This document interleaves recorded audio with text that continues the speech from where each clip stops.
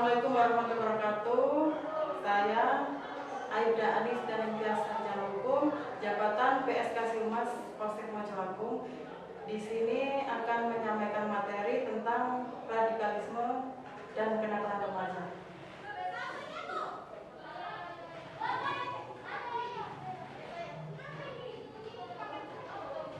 Pengertian remaja yakni menunjukkan proses perkembangan usia seorang laki-laki atau perempuan dalam batas di atas kategori anak-anak dan di bawah kategori dewasa. Pengertian kenakalan remaja, perbuatan yang melawan hak yang dilakukan oleh seseorang berusia di bawah 20 tahun. Kelainan tingkah laku, perbuatan anak yang bersifat asusila, amoral dan melanggar hukum, norma sosial, agama, dan hukum. Untuk penggolongan kenakalan remaja,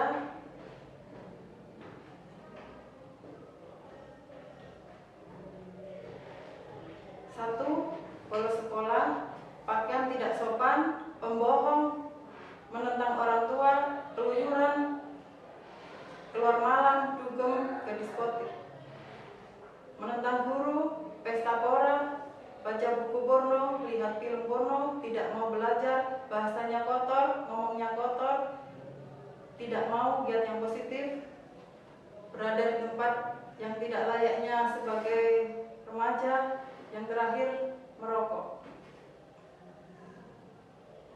Untuk penjelasannya tentang bolos sekolah, waktu jam sekolah pagi nggak jadi berangkat sekolah, kemudian bermain sama temannya, janjian keluar untuk jalan-jalan.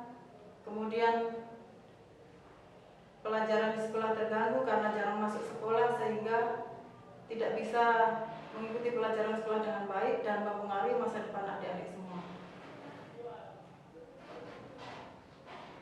Kegiatan nongkrong, kegiatan di luar seperti di warung, duduk-duduk di tempat umum pada saat jam sekolah seharusnya tidak dilakukan oleh remaja yang berstatus pelajar.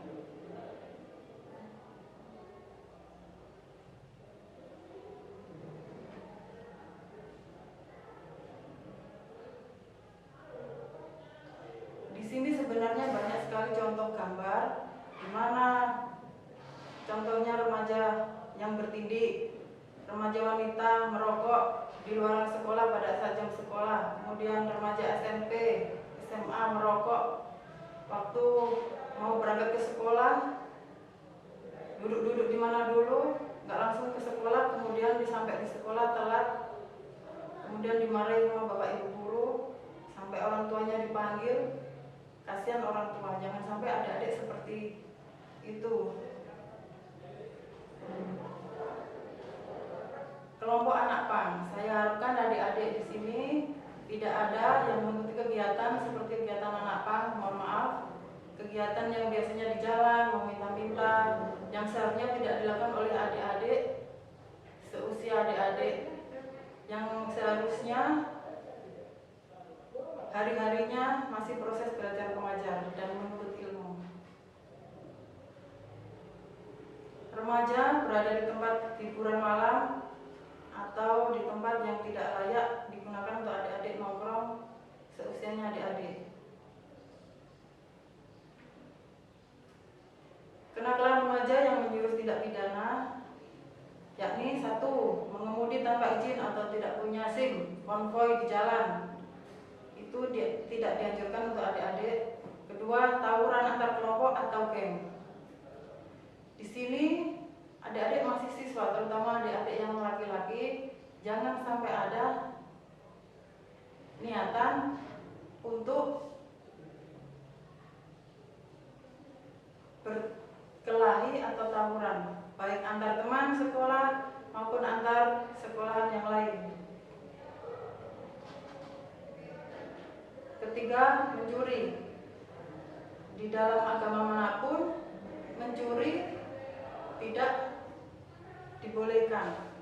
Termasuk dalam aturan hukum negara Indonesia, mencuri melanggar pidana. Keempat, menganiaya. Menganiaya adalah perbuatan menyakiti orang lain, baik menimbulkan luka maupun tidak, termasuk yang menimbulkan sakit meskipun tidak parah, itu termasuk menganiaya. Perbuatan ini tidak diperbolehkan, baik untuk remaja maupun kalau sudah dewasa nanti. Kelima, perkosaan. Adik-adik di sini, terutama yang laki-laki, saya harapkan untuk meningkatkan imannya jangan sampai terdapat pikiran seperti yang saya sebutkan tadi, yakni kenakalan remaja yang nomor 5, yaitu tentang perkosaan. Jangan sampai adik-adik menjadi pelaku tindak pidana perkosaan, dan untuk adik-adik yang perempuan jangan sampai menjadi korban tindak pidana perkosaan. Saya tekankan di sini untuk perbuatan tindak pidana yang kelima ini, saya harapkan adik-adik diingat-ingat betul, jangan sampai jadi pelaku tindak pidana perkosaan. Untuk adik-adik yang perempuan jangan sampai mau jadi korban tindak pidana perkosaan.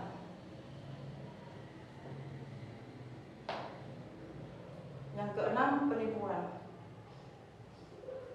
Penipuan di sini termasuk pelanggaran pidana yang mana kalau tidak pidana itu pasti ada proses hukumnya, dan adik-adik tidak boleh melakukan hal itu. Sampai dewasa pun tidak boleh.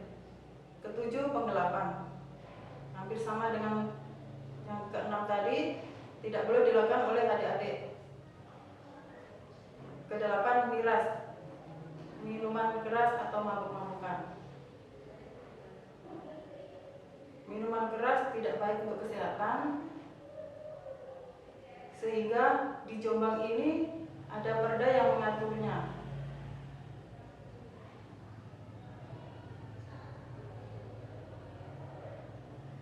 Kemudian di sini ada contoh dari tindak pidana, termasuk tidak memakai helm, berbonceng 3. Diharapkan adik-adik tidak boleh melakukan hal tersebut. Pelajar kebut-kebutan atau konvoy. Contohnya, setelah lulus SMA, saking senangnya, kemudian konvoy, reng-reng-reng dengan knalpot keras, nanti pasti di jalan ditindak sama Pak Polisi. Karena hal tersebut melanggar ketertiban di jalan raya. Selanjutnya, tawuran antar pelajar. Saya jelaskan yang tadi, tawuran antar pelajar pasti akibatnya nanti ada yang luka, baik luka yang biasa atau luka yang serius. Saya harapkan di sini jangan sampai terjadi pada adik-adik SMA Negeri Mojo Agung, baik masih status masih pelajar di sini atau sudah keluar dari sini. Karena tawuran di sini bila mengakibatkan korban mengalami luka, hal tersebut termasuk merupakan pelanggaran hukum. Ada pasalnya sendiri yang mengaturnya tentang penganiayaan. Tentang mencuri di sini, seperti contohnya mencuri kecil, mencuri mangga milik tetangga, itu tidak boleh. Sekecil apapun, kalau barang bukan milik kita nggak boleh mengambilnya tanpa seizin yang memiliki. Mencuri dompet teman sekolahnya nggak boleh.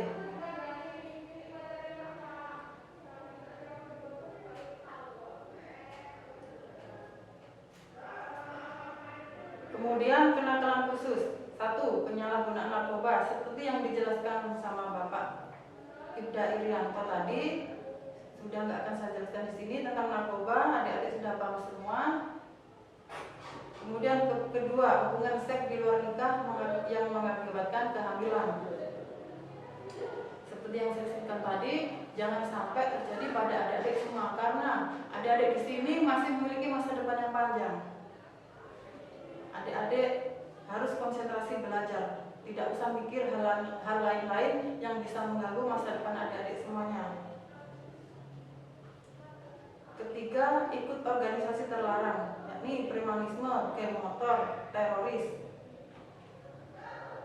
Saya akan menjelaskan tentang teroris, tentang radikalisme.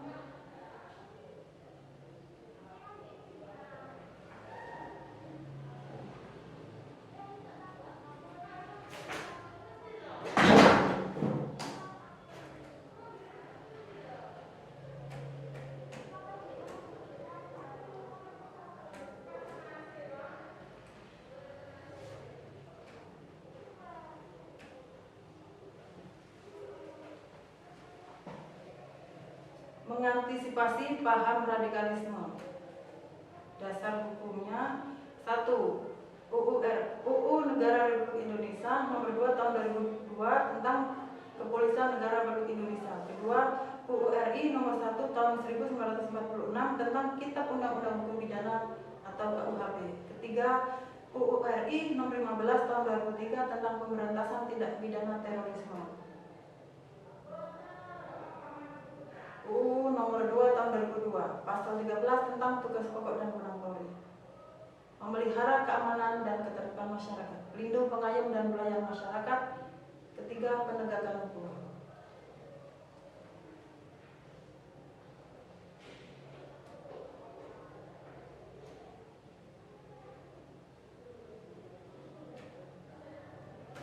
Penyebab radikalisme antara lain keinginan akan perubahan kondisi ekonomi politik secara revolusioner.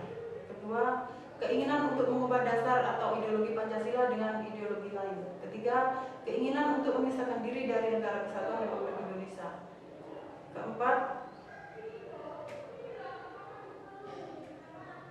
ketidakpuasan terhadap kebijakan pemerintah.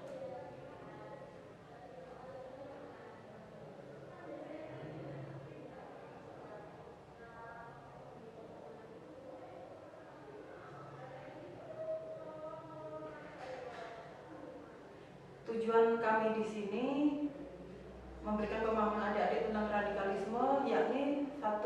Maksud dan tujuannya adalah 1. Menjalin komunikasi dan interaksi yang baik di tengah-tengah masyarakat.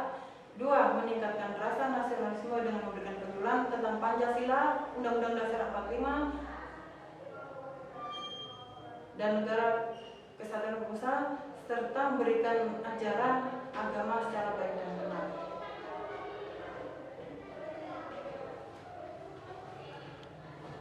Radikalisme adalah suatu paham yang dibuat-buat oleh sekelompok orang yang dibuat-buat untuk menginginkan perubahan atau pembaruan sosial dan politik dengan menggunakan cara kekerasan.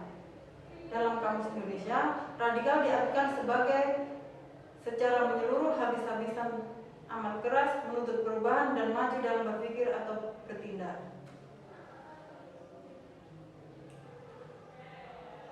Pola aksi terorisme di Indonesia. 1. Peledakan bom di tempat-tempat ibadah dan tempat-tempat umum, baik itu pelemparan granat, bom plastik, bom mobil, bom paket, dan bom bunuh diri. 2. Serangan dengan menggunakan senjata api maupun senjata tajam. 3. Pembajakan alat transportasi, pesawat terbang, kereta api, bus, dan lain-lain. 4. Pembunuhan yang biasanya dengan sasaran pejabat pemerintah, pengusaha, tokoh politik, tokoh masyarakat, dan lain sebagainya.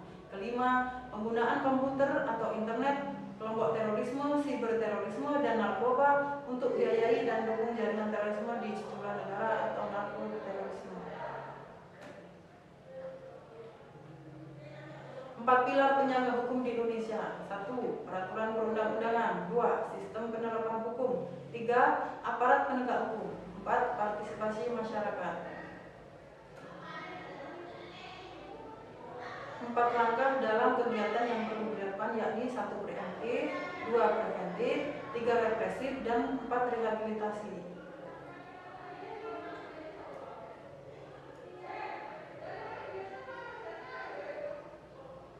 Untuk pencegahan dalam gangguan radikalisme dan terorisme.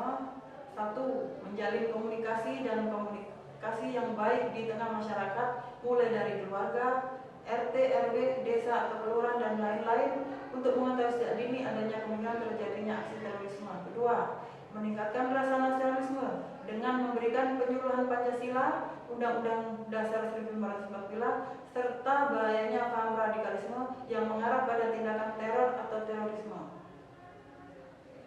3. Mewaspadai pendatang baru atau asing yang bertamu, mengontrak dengan cara memperhatikan hal-hal yang janggal atau tidak lazim dan mencurigakan dari pendatang baru atau asing tersebut.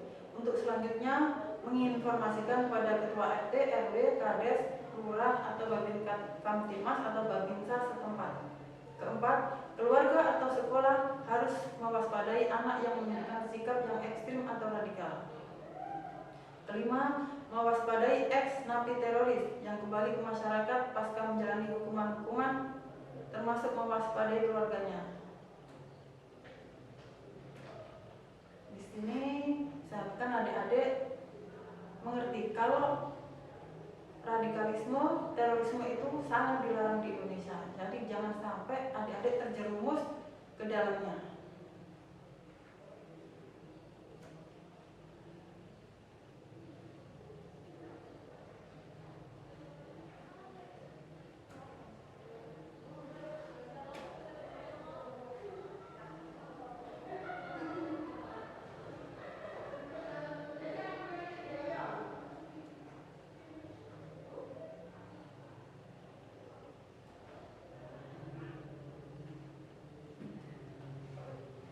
Demikian dari saya pemberian materi